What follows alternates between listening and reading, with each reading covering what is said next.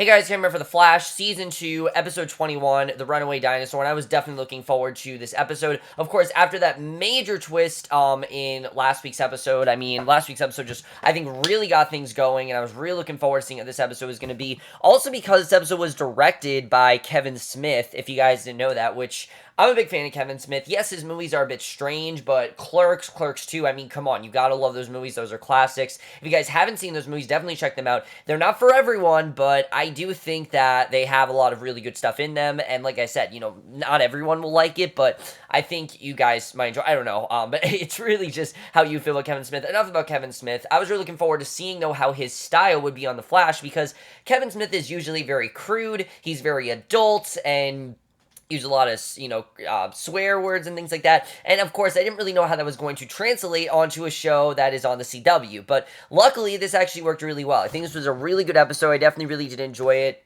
Definitely a really emotional episode as well.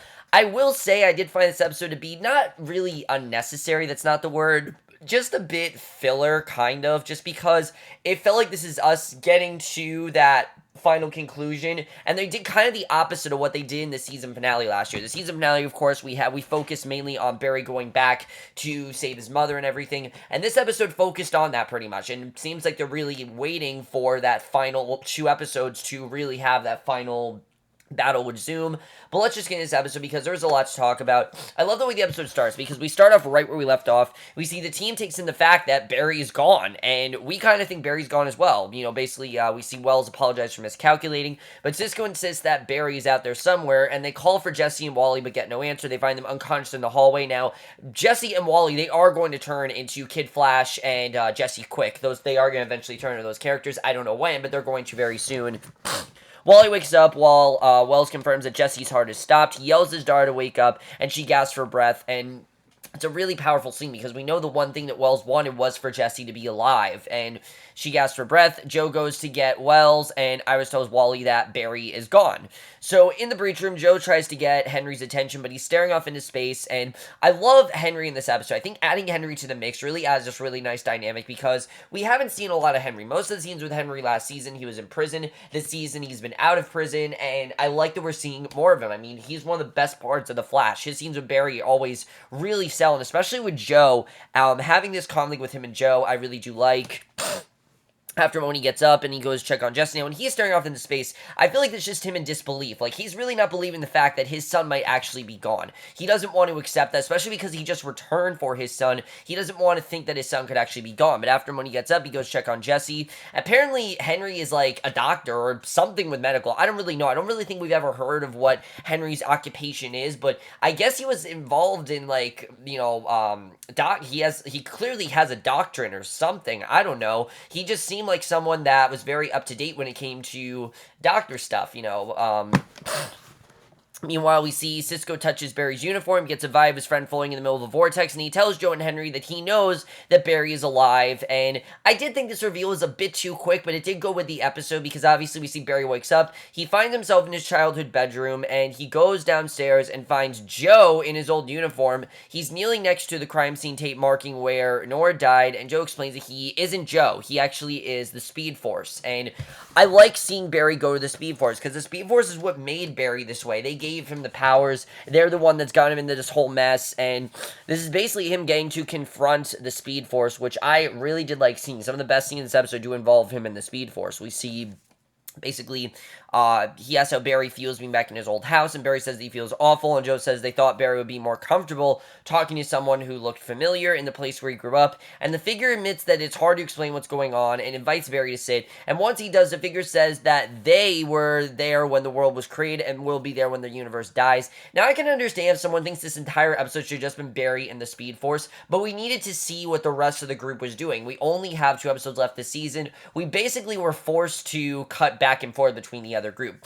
But what's interesting is that we barely get any Zoom in this episode minus one scene at the very end, which I'll get into. But Barry then realizes that he's talking to a personification of the Speed Force and says that he needs to go back and help his friends against Zoom, because that's what he needs to be doing. He needs to fight Zoom, and something runs by outside. The Speed Force says that Barry isn't going back. You know that there's a reason why Barry is there. Until Barry catches the running man. Barry goes out, sees the Speedster run by, and goes after it, and we don't really know why Barry's here. There's obviously a reason why he's here. We don't know what it is, but there has to be a reason, and I like that we didn't get that reason yet.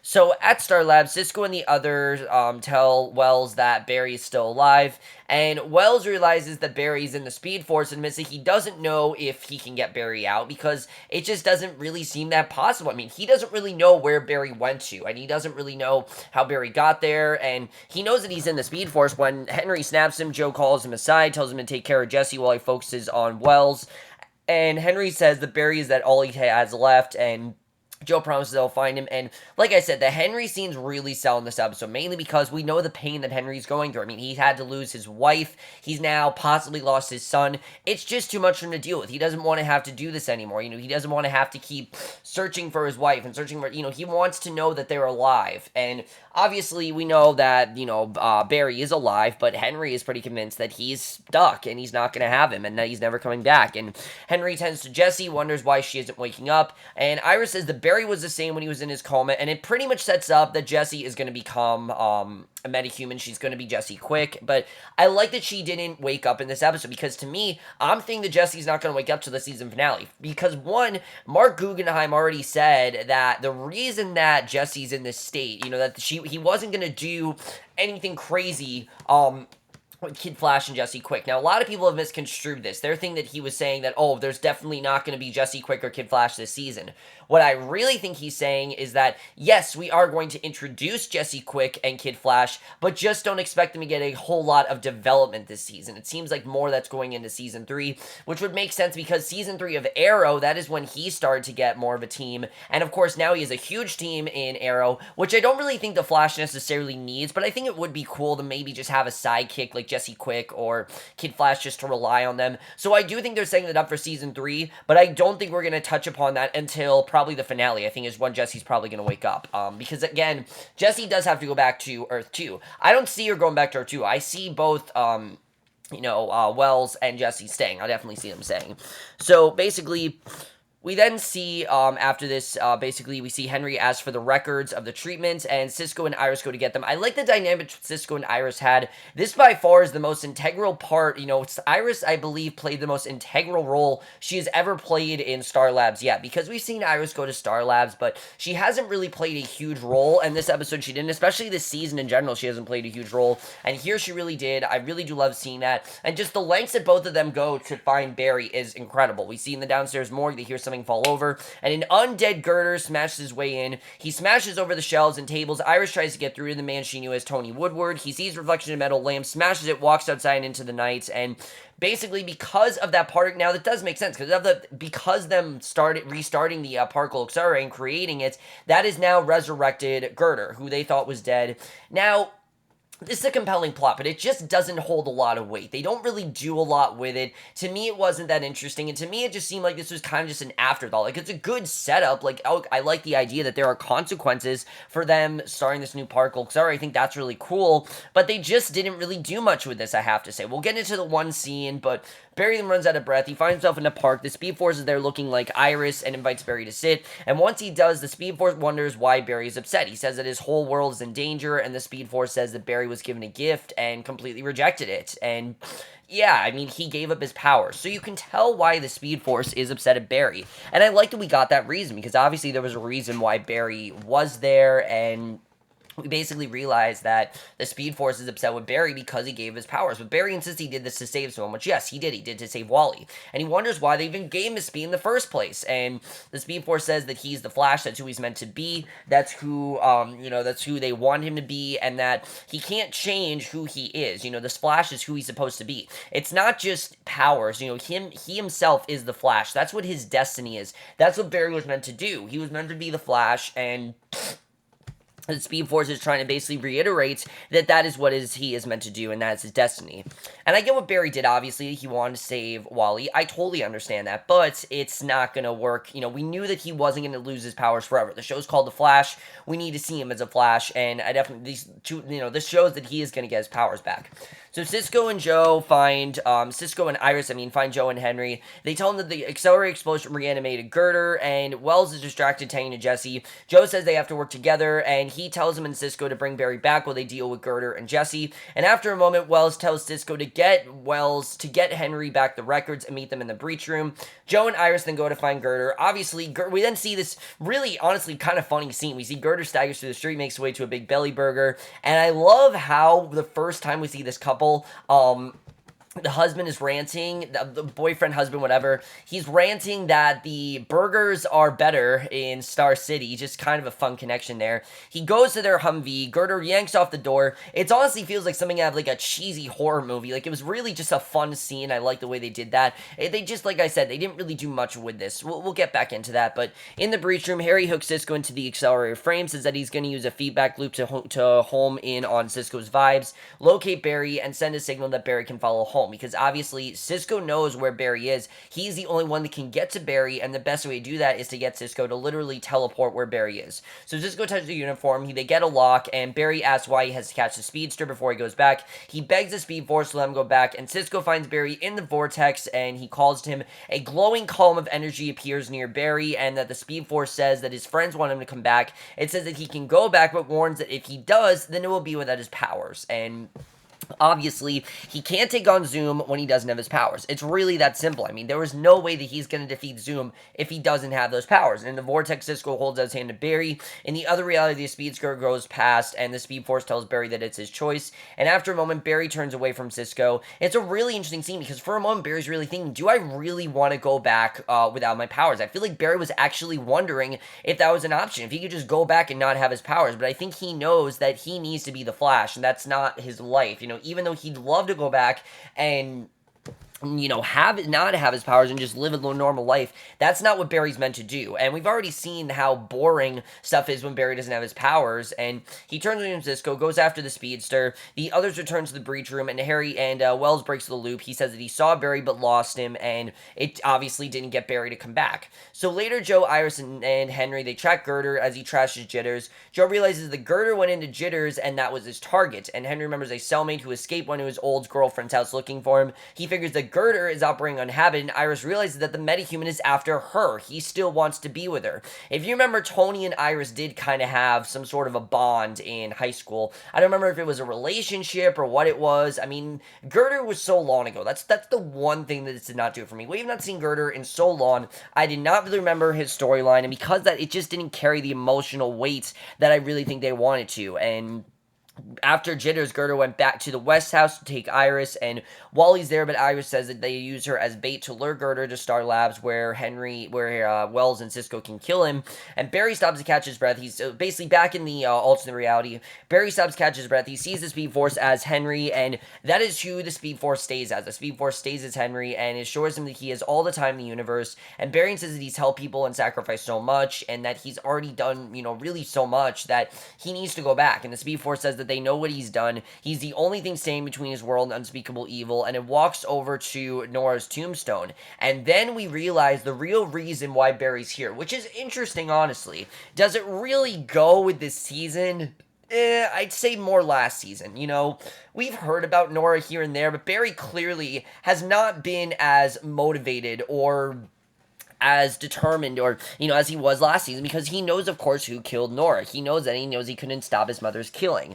That seemed like the end of it. Didn't really seem like we were going to touch upon it again, but here we do touch upon it. And while I think it was good, was this really the time to focus on this? I'm not really sure, but I did like what this episode shows, because it walks over to Nora's tombstone, says that Barry has never been there. We realize that he's actually never been to his mother's grave, and while he knows that his mother died, he's never really accepted it. We kind of see here, which we'll get into. But I thought that was a really good thing, because we knew that Barry's here for a reason, and that it pretty much is the reason. It's for him to pretty much accept that Nora has died, and that he needs to accept her death. So Joe and Iris go to the house to wait for Girder. Wally then gets some coffee, and Joe asks him if he's noticed anything different. He assures Wally that he can come to him if he wonders how his body is changing. Wally has no idea what he means, and Joe drops a cup to see if Wally catches it at super speed. He doesn't, and they hear Girder outside. So clearly, Wally is not aware of his powers yet. I feel like Wally does have something within him. He is going to be Kid Flash, but he just isn't aware yet. So Joe sends Wally upstairs. Joe spots Girder coming. Iris goes out, gets Girder's attention. That leads him away to Star Labs. And again, just the Girder stuff in this episode just really wasn't working. They didn't really do anything that different that they did before.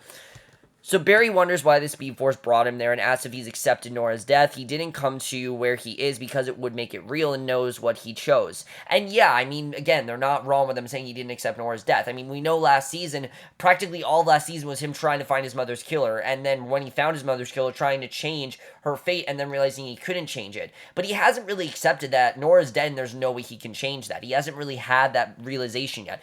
I think it's because he hasn't really had time to. I think Barry's just been dealt with so much, and there's so much on his plate, and so much has been going on. He's kind of been using those as distractions to get him away from focusing on Nora's death, and Barry says he'll never be at peace with letting his mother die. Because, yeah, that's the thing that Barry's most upset about. The fact that he let his own mother die and didn't try to stop it. He'll never be okay with that. That's something that they'll never change. And the Speed Force points out that all the people that live because of Barry's decision, and the Speedster, yeah, I mean, a lot of people live because of what Barry decided to do. The Speedster appears briefly, runs off. Barry says that he has to go get home as he runs after it. And, again, you're realizing that maybe Barry wants to get back. And Iris then arrives at Star Labs with Joe, and Cisco explains that the stray energy from the accelerator activated Girder's brain. He's created a pair of electromagnets to disrupt the energy in Girder's brain, and Cisco warns he can only maintain the power for a few seconds. Girder comes in, Cisco activates the electromagnets, they short circuit, and Cisco and the others run to the breach room where Henry has moved Jesse, and Girder starts pounding on the door. Again, just not that strong. I just didn't really care as much about this. And yes, I understood they need a metahuman because every episode they need some sort of metahuman, but I mean, you're focusing on Zoom. Focus on him. Don't focus on Girder. This just seemed kind of unnecessary, and this really had nothing to do with Zoom whatsoever, so it just seemed like it was kind of just like an idea they had, and they put off to this part of the season. It just didn't really work. The Flash is not a show that needs, like, zombie characters. I'm not really a show that needs people to just bring back people. It's not that kind of show, in my opinion, at least. So Barry continues chasing the Speedster. He finds himself back at the Allen house, and he goes in and finds the Speed Force waiting, looking like Nora, and this scene was really good. I definitely will admit that. Like I said, while I don't necessarily know if this was the time to focus on Barry accepting his mother's death, I do think that this scene carried the emotional weight it needed. I really do think they did a great job, mainly because of Grant Gustin and then whoever played his mother's acting. And here's the thing with Nora. We've heard about Nora. We've seen brief clips of her, but we've never seen a one-on-one scene with Barry and his mother because, of course, his mother died, and we never really got to see his mother as much, and this really was when we got to see how great of an actress his mother really, you know, the actress who plays his mother is, because she really is incredible. It says that they're not doing anything to Barry, invites him to sit and rest. Barry does so, admits that he hasn't accepted Nora's death and never will. The Speed Force says that he has to find a way and tells Barry that what he's become won't stop bad things from happening to him. And in many ways, yeah, Barry has been using that as a way to stop bad things from happening. And it's not going to happen. He tells him that Nora's proud of Barry and that the man he has become assures Barry that the Speed Force and Nora are both telling him that even though he let Nora die, she understands, I think, you know, deep down why he needed to let her die. It's a really great scene. I really did love seeing that. At Star Labs, Girder pounds through the door, and Wells confirms that there's no way out. Iris offers to lead Girder off, but Joe points out that Girder won't let her go. Cisco remembers that Barry looked like he didn't want to leave the Speed Force, and the Speed Force shows Barry his favorite book as a boy, The Runaway Dinosaur. Now, I will admit, the scene is a bit cheesy. It is. It is a bit cheesy because of the fact that they're reading from a children's book, but I do think it worked in what they were trying to do. It really was trying to show the bonding that Barry and his mother have, and it really is about how the dinosaur wishes it was special like the other dinosaurs, like how Barry wished that he was different from everyone else. If you remember, the way the show started, Barry, I believe, got into a fight, and, you know, his father was telling him to go after and stop him, but he couldn't stop him, and Barry recites was from memory, and how the dinosaur that made it special was that it had the mother that was just right for it, and the Speed Force says that Barry is ready. He nods in agreement. Barry stands up, and the Speedster runs in. It's the Flash, and it's really this incredible scene where Barry finally, I think, is accepting that he is the Flash. I mean, he's accepted for a while, but he's been using it as a distraction and not really focused on his mother's death. And now that he's gotten that closure, now he is okay with being the Flash. He wears his costume, and, you know, we've known that Barry always feels bad. Like, he always puts himself, puts others over himself, and he always feels like he is at fault for so many things. And I think this is really the scene where Barry is just realizing that, although he may be at fault, he just needs to accept that. He needs to focus on being the Flash. He needs to focus on stopping Zoom. That's what he needs to do, and I really like seeing that. So Cisco says they have turned the machine on again. Wells confirms that anyone in physical contact with Cisco can see what he sees. Henry says that he can get Barry to come back. Iris asks for the chance to do it, and Henry agrees. Joe hesitates and lets her. Iris takes Cisco's hand. He touches the uniform vibes. They see Barry in the vortex, and in the Allen house, Barry sees the vortex and Iris calling to him. The Speed Force tells him to run, and Barry goes into the vortex, takes Iris's hand. He reappears in the breach room. Cisco tells him what's happening. Girder breaks in. Flash runs Iris behind him. She gets Girder's attention, and then they draw Tony off, and we see Wells and Cisco go to the workshop. They hold the electromagnets back up, but they don't have enough power, unfortunately. So Girder comes in. Flash avoids his first few attacks. The metahuman zombie finally hits him, and Flash says it's time to end it so that Girder can rest for good. He speeds around Girder 100 times a second, using his spin to charge the magnets. They reactivate, and Girder looks at Iris for a moment before collapsing dead once and for all, and I just didn't see the point of this. I really didn't. I mean, yes, I understand Barry got to take on his childhood bully. I get that Girder, of course, was the man that bullied him, and he finally got to take him on. But it just didn't seem like the episode to do it. It really didn't.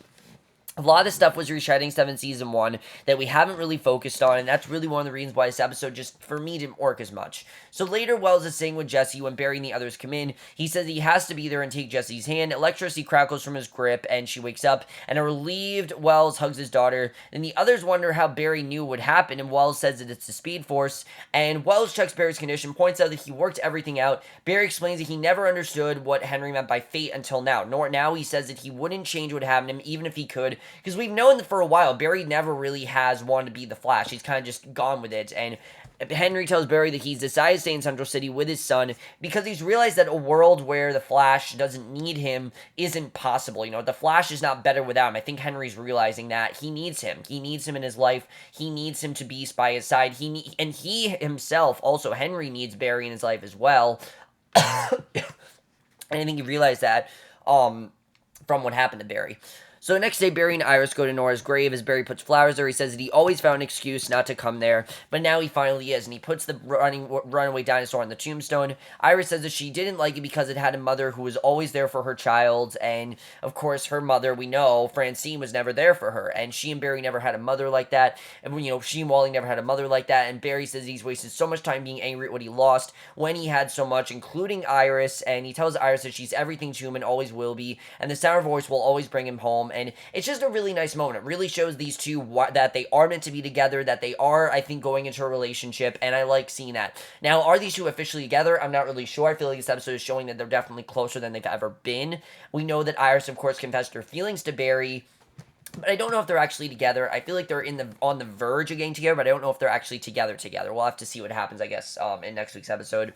But then we see at the end of this episode, we finally get to see Zoom in this episode. I mean, this pretty much seemed like a Zoomless episode, and then we finally see him here at the police station. We see Zolomon ask Caitlin if she's with him or not, and I like that he actually gave her a choice. You can see that he does care about her, because I think we wonder for a while, does he actually care about Caitlin? And I think this really does show that he understands that she doesn't really want to be on his side, and it keeps Zolomon from just being a merciless villain. He does show mercy sometimes. And before she can answer, Zolomon says that he's going to go out and talk to his allies, and if she isn't there when he returns, he'll know that she's chosen her friends and show her as much mercy as them. And we know, of course, that he wants her to be as dark as Frost could be. He wants her to be like Frost, and he wants her to channel that darkness inside her.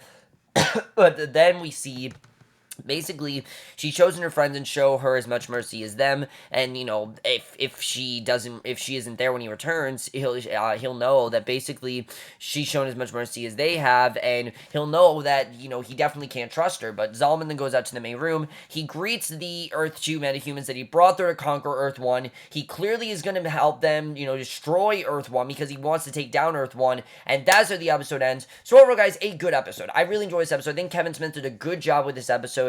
I just don't know if a lot of it was necessary. Do we really need all this closure with Barry? I understand what they were trying to do here, that Barry has never really accepted Nora's death. I thought that was a very good setup. I just don't really know if this is the episode to do it. I mean, in the middle of when we're trying to fight Zoom, I get it. I really do. I get that they were trying to show Barry that he's meant to be the Flash, that he can't just not choose to be. This is who he's meant to be. And if he's doing this, he's letting down a lot of people. And he needs to understand that his mother dying wasn't his fault and that he needed to just let his mother die to save other people. I totally understand that. The girder stuff, though, I just didn't really see working for me. I don't think it ever could have worked. I don't think there's a way they could have made that plot work. For me, it was just too silly. It was too out of place in this episode, and I just don't know really why it was there. It just didn't really seem like it needed to be there for me.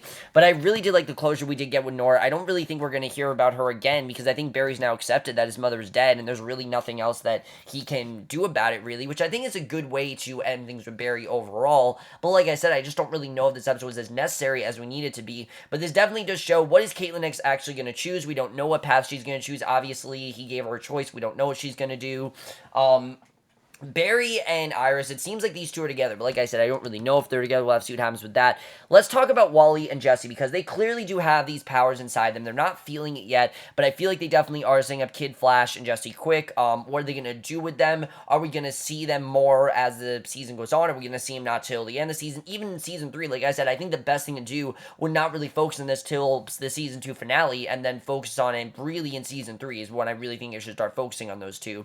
Now, Wally West is, of course, the main character. Jesse's not yet, but I feel like she definitely is headed that way, just the way this is going. It seems like she has to be main character next season. Obviously because of her being Jesse Quick. We'll have to see what happens with that. I like seeing Henry be there for Barry. I think that dynamic is really good. But overall, guys, this was a pretty filler episode. I definitely will say it. Not a filler episode necessarily. It was just more of this is the last calm episode, I think, before the final battle really happens. I think next week things are going to kick into high gear. Things are going to get really crazy. I can't wait to see what happens next week. I can't wait to see what happens in the final 2 episodes. And it really seems like it's going to be a hard battle to win for both Barry and for everyone pretty much. And for Wells as well, because we know that Wells wants to take on Zoom. But overall, guys, I'm going to saw this episode. Left your thoughts on it, and we'll see you guys in my next video, which will be for either Agents of S.H.I.E.L.D. or Arrow. I don't know which one. I have 2 episodes of Arrow to review, so probably Arrow. I don't know if I'll get to Agents of S.H.I.E.L.D. Maybe I will, but I will see you guys for whichever one I review. Okay, bye.